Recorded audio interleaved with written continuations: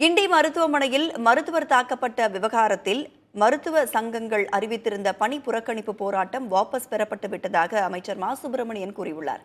ஆனால் இந்திய மருத்துவ சங்கமும் தமிழ்நாடு அரசு டாக்டர்கள் சங்கமும் அறிவித்தபடி போராட்டம் நடைபெறும் என கூறியுள்ளன. மருத்துவமனைக்கு அட்டெண்டருக்கெல்லாம் அடையாள அட்டை தரப்பட்டு ஒரு சிஸ்டம் அங்கே தொடங்கி வைத்திருக்கிறோம். நான் ஒரு நிகழ்ச்சியின் வாயிலாக தொடங்கி வைத்தேன். இதேபோல் எல்லா மருத்துவக் கல்லூரி மருத்துவமனைகளிலும் அட்டெண்டர்ஸை ரெஸ்ட்ரிக்ட் செய்கிற அளவுக்கு ஒரு அடையாள அட்டைகளுடன் கூடிய அந்த திட்டம் என்பது எல்லா இடத்திலும் தொடங்கப்படவிருக்கிறது.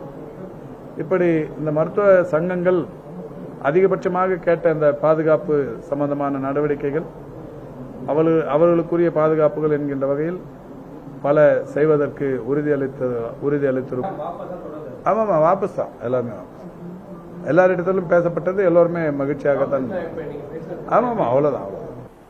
தமிழ்நாடு இந்திய மருத்துவ சங்கத்தின் கிளையில் உள்ள சுமார் 45,000 மருத்துவர்களும் சுமார் 8,000 மருத்துவமனைகளும் இந்த வேலை நிறுத்தத்தில் ஈடுபட இருக்கிறோம். இந்த வேலை நிறுத்தமானது மாலை 6 மணி வரை நடத்தப்படும். வெளிநோயாளிகள் மற்றும் அவசரமில்லாத சிகிச்சைகள் நிறுத்தப்படும். அவசர சிகிச்சைகள் மற்றும் அவசர அறுவை சிகிச்சைகள் மட்டும் தொடர்ந்து நடைபெறும். அடுத்து இந்த மாதிரி நடக்காமல் இருக்கிறதுக்கு சிசிடிவி செக்யூரிட்டி இன்க்ரீஸ் பண்ணுறது, போலீஸ் இந்த மாதிரி இதெல்லாம் அஷூரன்ஸ் கொடுத்தாங்க.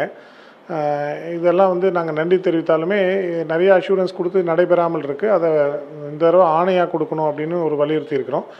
ஏற்கனவே நாங்கள் அறிவித்திருந்த போராட்டங்கள் மெயினாக எங்கள் உணர்வுகளை வெளிப்படுத்துவோம். இந்த நிகழ்வை கண்டித்தும் நாங்கள் அனௌன்ஸ் பண்ணியிருக்கோம். அதை தவிர இந்த கோரிக்கைகளும் வைத்திருந்தோம். அதனால் இந்த போராட்டம் தொடரும். 12 மணி அளவில் அனைத்து மாவட்டங்களிலும் கண்டன ஆர்ப்பாட்டமும் நடைபெறும்.